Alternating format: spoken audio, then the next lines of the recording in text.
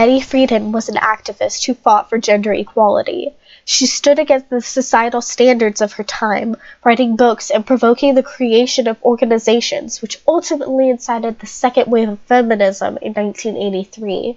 She co-founded and was the first president of the National Organization for Women, which aimed to bring women into the mainstream of society in full equal partnership with men. After stepping down from her presidential position in 1970, she organized the nationwide Women's Strike for Equality on August 26, which was the 50th anniversary of the 19th Amendment of the United States Constitution, which granted women the right to vote. The march's primary objective was to promote equal opportunities for the employment of women and their education. However, protesters and organizers of the event also demanded abortion rights and the establishment of child care centers. The national strike was extremely successful in broadening the feminist movement. The march led by Betty Friedan in New York City alone attracted over 50,000 men and women. Friedan took a stand for women through her activism and publication of feminist books, especially the feminine Mystique, promoting the second wave of feminism in 1983, which acknowledged the patriarchal society and stressed the need for gender equality. Although her work did not lead to immediate change, it began to alter the framework of a patriarchal society to allow for growth of equality between the sexes. War between the sexes could become an Armageddon if we don't get on with our revolution. But if we do get on with it and we restructure society to make equality really possible, then I think the war between the sexes will end, and for the first time we will have possible true human sexual liberation, and we will have possible true love, and real love, real friendship, real knowing of man and woman. In the biblical sense, to love is to know, and how can you know when each wears these masks that keep us from being ourselves? And then in the largest sense, in the world sense, we'll be able to make love, not war. Acknowledged that women, in order to be socially accepted, had to conform to the feminine ideal. This ideal, or the feminine Mystique, as dubbed by Friedan, was the ruination of all women who sought to have a meaningful life. Women, from a young age, were taught that to have a fulfilling life, they had to be a docile housewife and a nurturing mother. The media, in reaction to this belief, would then only advertise what they thought was suitable for a housewife to women. Women, therefore, were not pushed to seek out defining characteristics of themselves, resulting in depression and anger in women that no one seemed to understand. Women's issues were thus often mistaken for sexual frustrations. However, women's issues were hardly only about sexual fulfillment, but about gendered status in relation to community and society over a lifetime.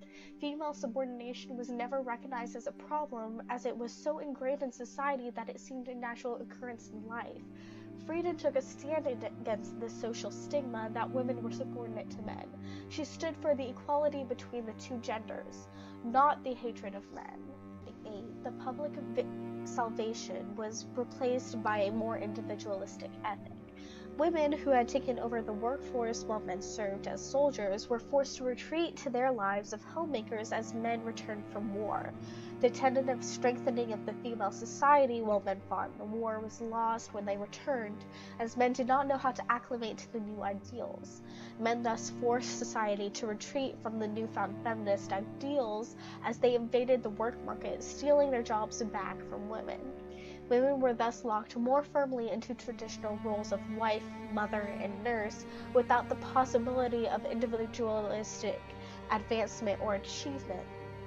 Women were often seen as uneducated or dumb compared to the male populace, mostly because they did not have the quality education that was readily provided to males.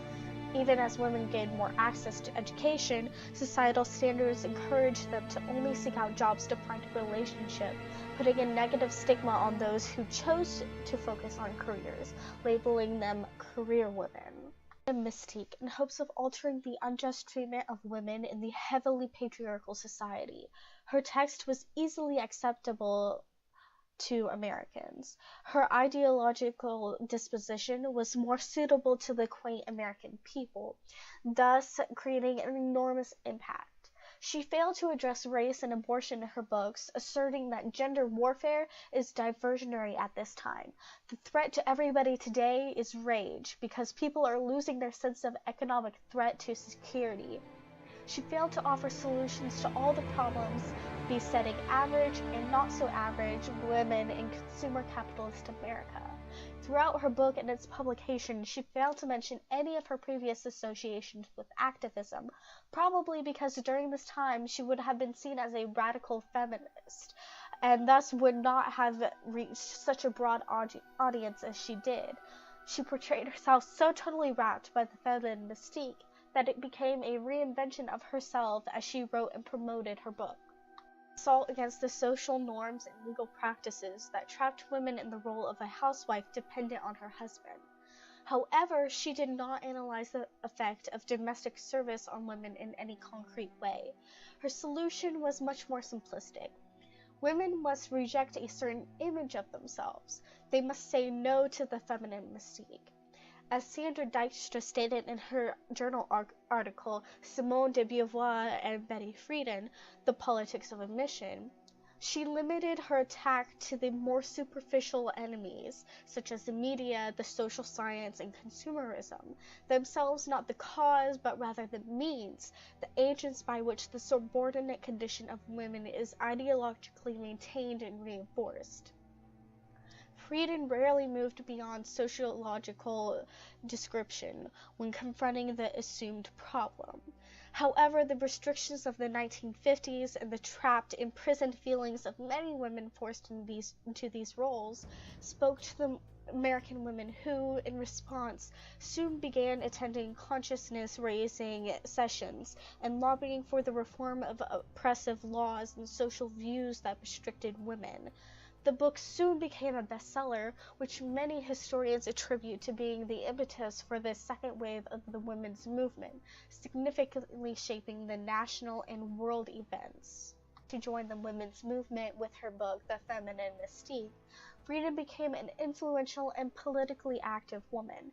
Inspired by the failure of the Equal Employment Opportunity Commission to enforce Title VII of the Civil Rights Act of 1964, she and a few other women created the National Organization for Women, or NOW, as the third National Conference of State Commissions on the Status of Women. They were prohibited from issuing a resolution that recommended the EEOC carry out its legal mandate to end sex discrimination in employment. Now achieved much success under Friedan. However, her decision to pressure equal employment opportunity to use Title VII of the 1964 Civil Rights Act to enforce more job opportunities among American women was met with fierce opposition within the organization. Many members of the organization believed and accepted that the vast number of male and female African Americans who lived below the poverty line needed more job opportunities than women within the middle and upper class. She stepped down as president in 1969. Friedan pushed the feminist movement to focus on economic issues, especially those of equality in employment and business, provision for childcare, and other means by which men and women could balance work and family together. Of the feminine mystique, Betty Friedan was able to create awareness of the need for change in the patriarchal society in the mid-1900s. Friedan stood against the harsh stigma placed on her and the other women in order to incite change in a society stuck in a patriarchal system. The first wave of feminism addressed only employment, marriage laws, education, and later the voting rights movement. The second wave, which Friedan helped to incite, addressed issues of equality of the sexes in the workplace, a woman's right to choose, feminine sexuality, and furthering the political action to bring women's issues in a patriarchal society to light. Although second-wave feminism was primarily a group of white women, white activists and women of color would work together in harmony, especially in rape crisis centers and other similar situations. The feminist movement incorporated more small groups and single-issue organizations, and lesbians and other women of color joined what had originally been a white women's organization. This ability to build a broad-based coalition was most visible in organizations against sexual violence, as all women, who no matter their culture, could easily relate to one another.